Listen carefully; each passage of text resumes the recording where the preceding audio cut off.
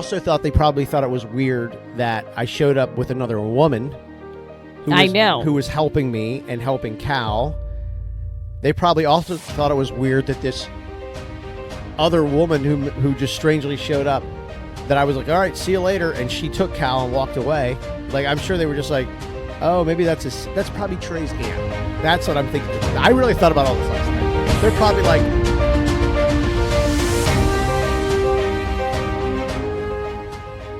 I don't know if the week is just ending or the week is just beginning.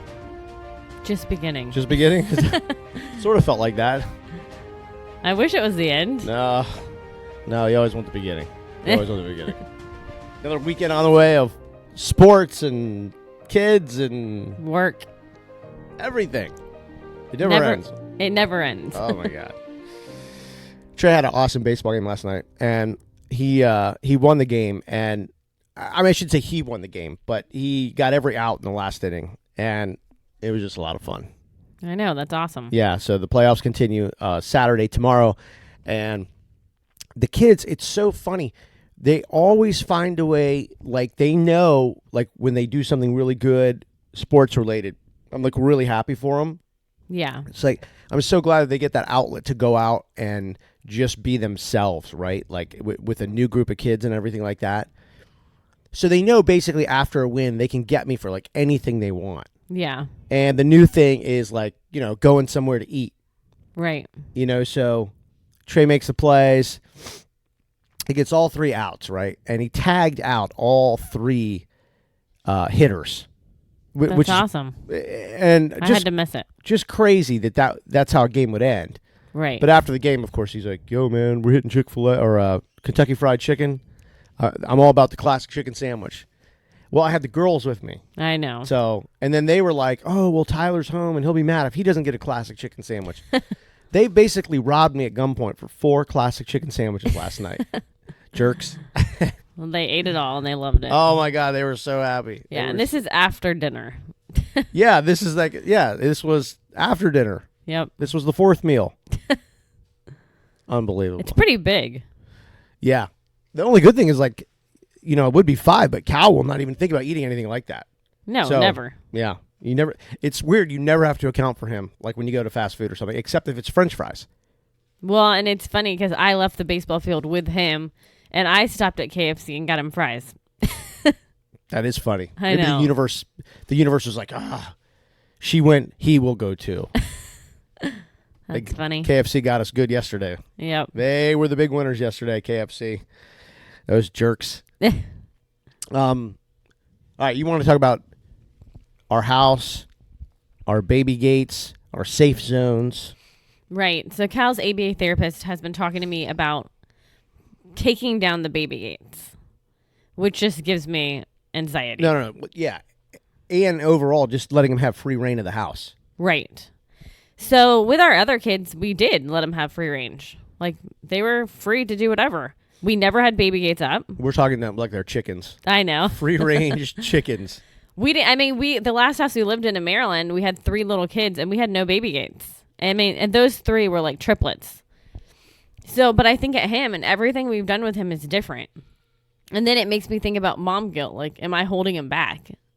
But I'm not holding him back because he's already held back. Let me answer that question. No, I'm not holding him back. I know. But that's where my mind goes. But I'm like, what is it really doing by keeping the baby gates up? Is it really developmentally hurting him? And I think the answer is no. We're just keeping him safe. Right? We're keeping him safe from turning around in the kitchen when I'm cooking and, hot water. We're keeping him safe from eating a detergent pod, I'm sure because that happens. Yeah, I'm sure there's some scientific thing where, yes, we are probably not allowing him to, then fill in the blank. Blah, blah, blah, blah, blah, blah, blah, blah. But is that worth the other things like you talked about? Like the safety. Access to the pool, even though, yes, we have an outside gate, but still, that may not be 100%. If he wanted it to get through it, he probably could. Right. He'd probably really have to work at it, and somebody would find him or see him doing it. Yeah, the kitchen. The other thing, too, is our kitchen is more active than normal kitchens. And I think a lot of people really don't understand that. You know what's weird? Most people don't like to cook. I know. One thing I've learned, like having, friends that are families, most people don't like cooking, and they really don't use their kitchen for cooking. They use their kitchen for, that's just where the food is, but it's not necessarily where cooking happens. Right. So you cook all the time. I mean, that stove or oven is on, oh my God, multiple times a day. Yeah, it is. Yeah. So I view the kitchen as really dangerous, especially for him. Right. He has no concept of cooking, of a hot oven, a hot stovetop, knives, forks, even a coffee pot. He could go out and grab it, and the whole thing could fall, and glass everywhere, right? Yeah, I mean, he's tall now, so he can reach things. And he's strong. And he hasn't always not had access to the kitchen. I mean, there's times where I let him go in there, and he's playing with the Tupperware and stuff, like little kids do. But what is that really doing developmentally for him? I just don't feel like by keeping him out of there, it's hurting. Yeah, like I said, I'm sure there's some thing they'll say, oh, well, there's this and that. Just him knowing he can go in there will make him, whatever. But again, you have to, it's risk and reward. You have to just weigh out and the other side of it too, we've talked about this before, is what about us? Because we matter too, right? Yeah. Think of how we are now every minute. How's Cal? Is somebody watching him? Hey, what's he doing? He's been quiet. Where is he? Right. Imagine if you're sitting in the living room and he walks into the kitchen. Oh my God. Every 10 seconds. I know. Hey, where is he? What is he doing? And so we're going to be on high alert, which in turn is going to make the kids miserable because we're going to be asking them, go check him. Where is he? What's he doing? Is there anything next to it? You know what I'm saying? Well, then I think about when I leave for work and then I'm not here. You know what I mean? Or when me and you go on a date. I mean, it's just, I feel like it's impossible to take things down completely. Can I give him a little bit more freedom when I'm home? I think I can. I'm still a little anxious about it, but I can. I mean, he's almost 5. But people have to understand, he's like a 2-year-old. People don't understand that. He's like a 2-year-old. Yeah. And I talked to my client yesterday, and she's a 1.5-year-old, and she gives her kid free range. But she just told me she just caught the kid with a laundry pod in her mouth. Yeah. And luckily, the kid didn't bite it, but guess who would bite it? Yeah. Cal. Yeah. You know what I mean? Yeah. So it's just that type of stuff scares me. I've never understood that about kids. Autism or not. Why eat a laundry pod?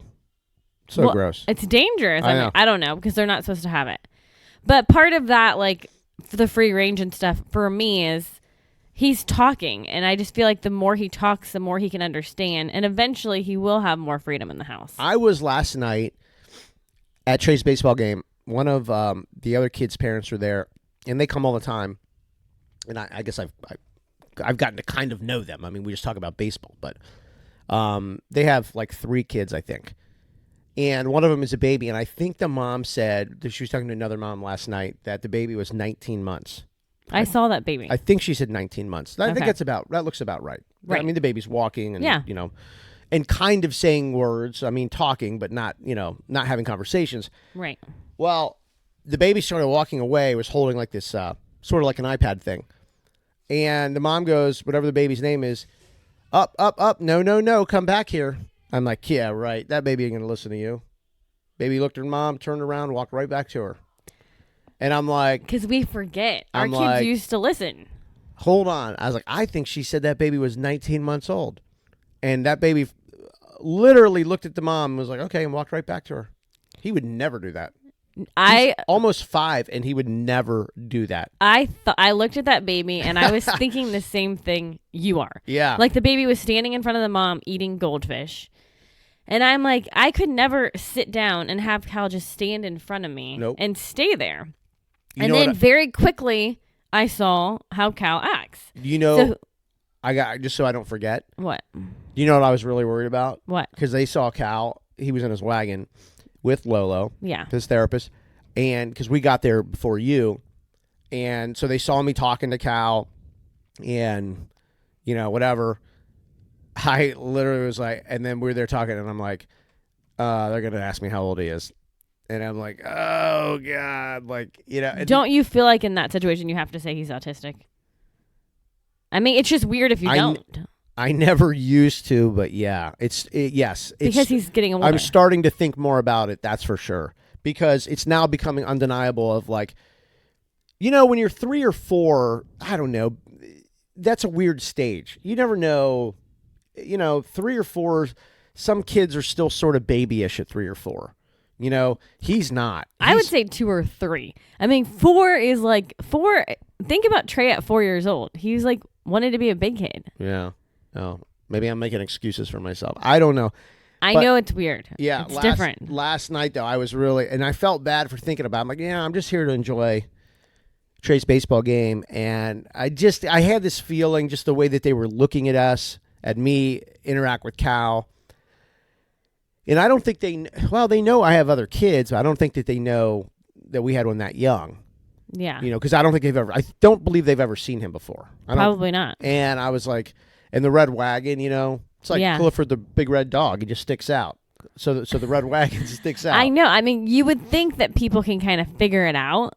No way. But, I mean, that's how I think. But then I'm like... No way. If that were the case, then, all kids would be diagnosed by 2 or 3. Well, they're just thinking, why are these people keeping this kid in this wagon? Right. No, that's the thing. So it's like... And so back to what you said, do you feel obligated to say he has autism? I also thought they probably thought it was weird that I showed up with another woman who was helping me and helping Cal. They probably also thought it was weird that this other woman who just strangely showed up, that I was like, all right, see you later. And she took Cal and walked away. Like, I'm sure they were just like, oh, maybe that's probably Trey's aunt. That's what I'm thinking. I really thought about all this last night. They're probably like, that's probably Trey's aunt. And, she's coming to root Trey on. But then their small kid, who's mysteriously confined to a red wagon. It's... He's wearing bite bracelets. People are definitely talking. Oh, yeah. And then I show up, and then I leave with her and the red wagon. Yeah. But then I say to myself, I'm being very dumb and insecure. And you know what I mean? Because who cares? I never used to care what anybody else thought, ever. I was really good at that in life. One thing I could do was just go, I really don't care what that person thinks about me.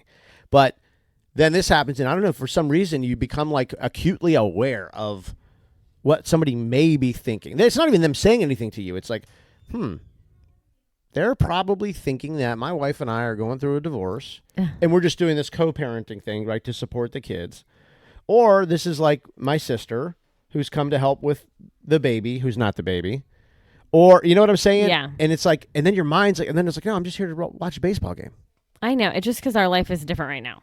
So Lolo walks up with Cal, and I'm standing there, and I was just looking at that 19-month-old. And then thinking, I could never do that. So then he walks up, and sure enough, he won't even stand there next to me and hold my hand. He tries to break free to go towards the gate where everyone is. He wants to like roll around on the ground. And then Lolo has to come get him to come back. And I'm like, okay, snap your mind out of it. This is why. You know what I mean? He's not like that. It's not going to happen. Yeah. That's why we have to keep him in the wagon. That's why he's learning to walk and, like she said, be in society. Yeah, that's scary. He has to learn be in the real world. She's right, though. He does have to learn. But how does that happen? I don't know.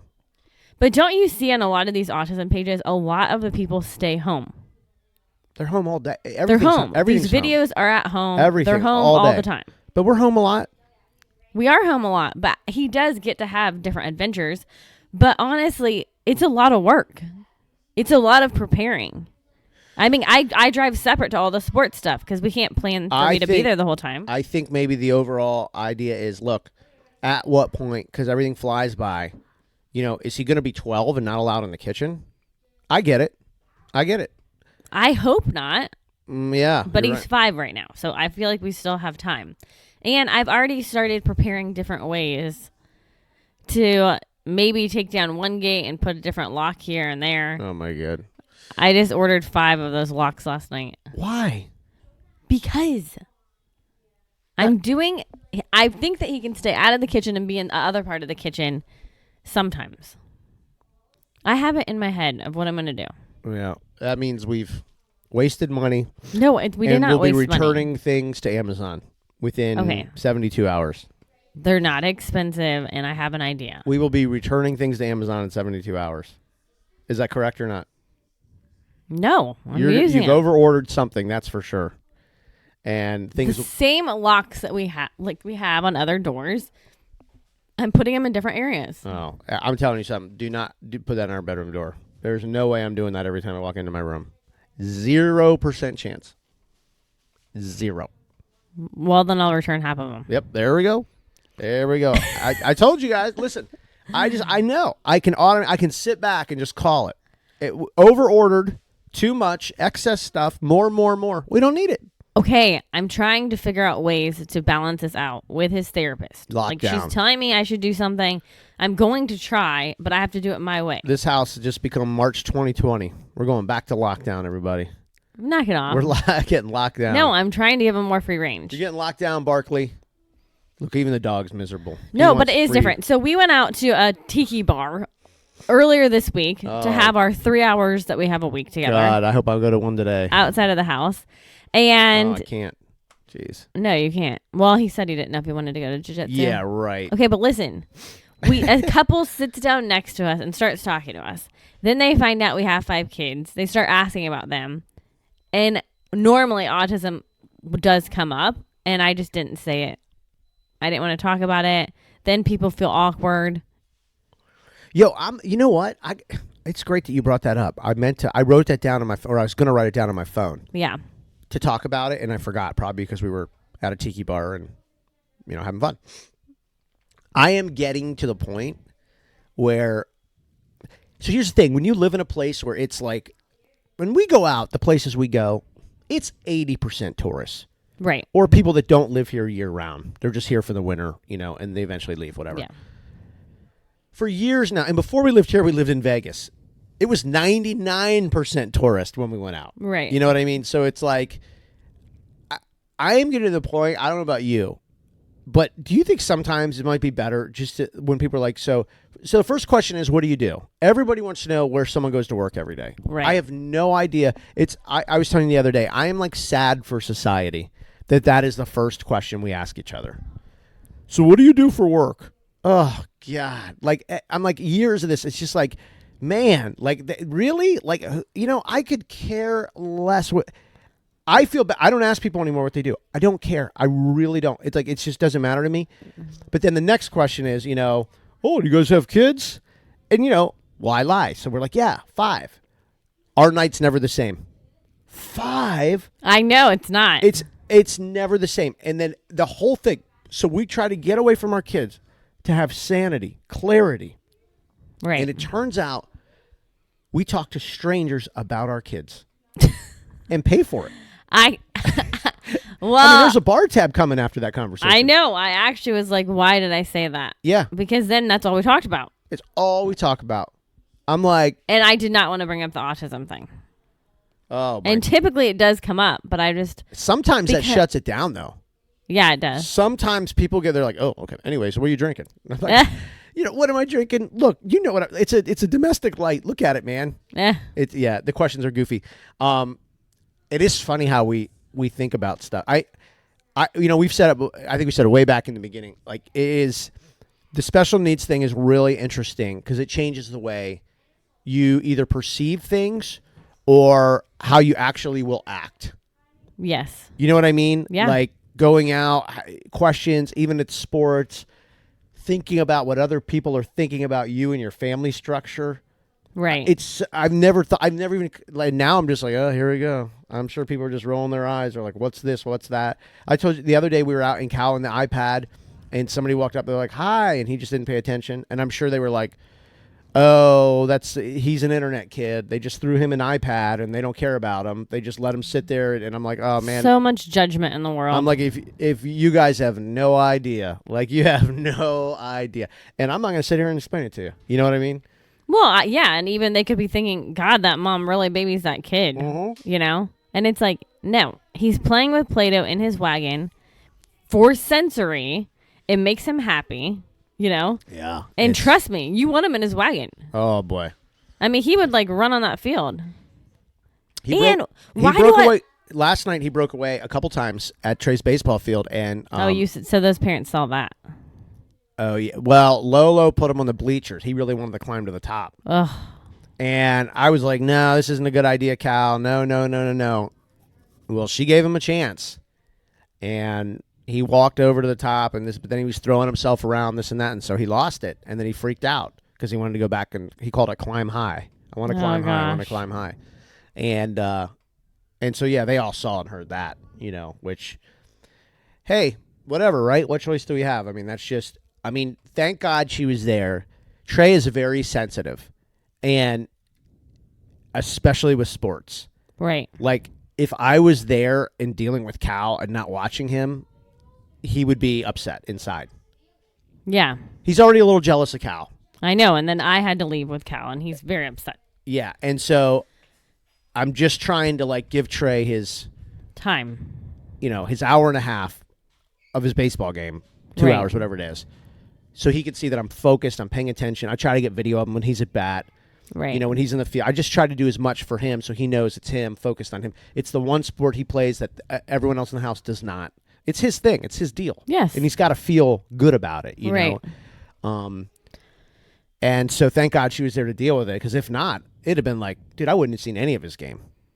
Yeah. Well, I did think about the wagon this year. I mean, he can't be 6 years old being pushed around in the wagon. When am I going to start changing? I mean, I don't know. But right now, I don't want him to break free from me, because then he's having a meltdown on the floor and everyone's looking at me. And it's not about everyone else, but it's about keeping him calm and still and with me, by me. Yeah. And I think in a weird way, it is sort of becoming a little bit more about everyone else. I think the older he gets, that's natural. Because I think now we're going, oh, nobody just looks over anymore and goes, oh, that baby's having a bad day. Or, oh, terrible twos, huh? It's like, furious fives, actually. Yeah, I mean, if he's having a meltdown and I have to walk away, I'm carrying him on my hip. And he's fighting. He's 40 pounds. But he's fighting. I know. He's throwing his weight. He's pulling hair. He's biting. Well, that's why it's different. I mean, he bites himself, for crying out loud. Oh, yeah. They saw that. People saw that yesterday. Yeah. And then you look at his arm and you can tell that was not the first time he did that. Right. He's tearing his arms up. Well, and I think it's easy for people on the outside looking at, maybe you should do this, or his therapist to say, maybe you should do this. And it's like, okay, I understand what you're saying, and I will take some of that into consideration. Not the other people that don't have an autistic kid, because they have no idea, but the therapist, I will think about that and see what I can do. But you get to go home, and I'm stuck dealing with this 24 hours a day, So it's different. Yeah. I mean, I think they know that, but how? Yeah, I understand. You're right. It's not. Yeah, it's, and also a lot of the therapists are here during, let's just say mostly business hours, right? Right. Yeah, they're not here, well, I guess I can't really say that, because sometimes they're here first thing in the morning. But, here's an example. When it's 11 o'clock at night, I want to say Cal didn't go to bed last night until 10:30. It was 10:30. Okay. It's not late for adults. It's late for adults that have been dealing with special needs scenarios all day. Because it's not like I would never go to bed at 10:30. I'm a night owl. I like staying up late. But man, I am checked the hell out at 10:30. I have heard Baby Shark a million times. You've done a million loads of dishes. You've had to deal with 7 meltdowns from him. School, this and that. I mean, my point is, it's a different type of 10:30. You know what I mean? It's like you realize, oh my God, the house is quiet. I don't have to worry about him choking on anything. I don't have to worry about him trying to get outside and run away. You know what I mean? You're just and I think that goes back to you feel safe. When he's asleep in his room. You feel safe. Right. You're like, okay, I need a moment. I just am I truly right now in this moment have no worries. And it feels damn good. But yeah. So those other moments, you almost need to kind of find those in other parts of your day. If he was running around the house right now, that would be scary. That said, at some point, we're going to have to grow up too and accept the risk. That's tough. Yeah, I feel like I've had a 1-year-old for a really long time, and he is developing, but he's not developing at a fast speed. I mean, he's not 4.5 acting like a 3.5-year-old. I mean, he's still like a 2-year-old. So right, and the other thing too, like when you say that, is he can also, it's like everybody else, like us, we developed and developed and developed and developed and kept developing. Right. These kids can develop. They can also hit the pause button. They can also go backwards. Right. That's the one thing that I have totally gotten out of this situation, and you have to be so careful, is that they take, you heard the say, it's like, oh, it's 3 steps forward, 2 steps back. This could be 3 steps forward and 9 steps back. Like, right. You know what I mean? There are days where I'm like, why are you doing that again? Like that stage was 7, 8, 9 months ago. What are we doing here? And they all say, oh no. And he can remember things he did forever ago and go back and do them again. I know. We got to wrap this up. But she does understand where I'm at too. So she is like, we'll do it at your pace and what you feel comfortable with. I mean, she understands. She does get to leave and I don't. So I think together we will work together. I have a suspicion that Lolo has figured out that you could change your mind in a second. That, I think if you text Lolo right now and said, hey, what color do you think my kitchen cabinets are right now? She might be like, I don't know, red, pink, blue, green. She knows, man, you can change your mind on a dime. Every time she comes over, some news going on, some new project or whatever. I know. But I think, I don't know. I've never talked to Lolo about any of this stuff. It might be, damn, is that the trash truck? That was loud. I don't know what that is. That was a boom, man. Sounds like a plane crashed. I think because we're that weird, flexible family, not flexible. I mean, I guess I don't know what the word is. We're sort of up for anything. Yeah. So I think in the long run, maybe that's going to be good for Cal. Like, we're not super set on anything. We're pretty much down for like, okay, let's give it a try. Or, hey, we'll at least do our best. Like, we may not be super excited about this situation or scenario, but you know what? Let's just do our best. Right. So I think maybe in the long run that's good, and maybe she sees that. I don't know. She might be like, that family sucks and they're idiots. And no. I don't know. But no, I mean, this is just we're a hard stage to go through right now. Yeah, one thing though, I know we got to go, but I mean, we're really open-minded about everything. Like I really consider so many different things of everything. Like everything in life. Because of him.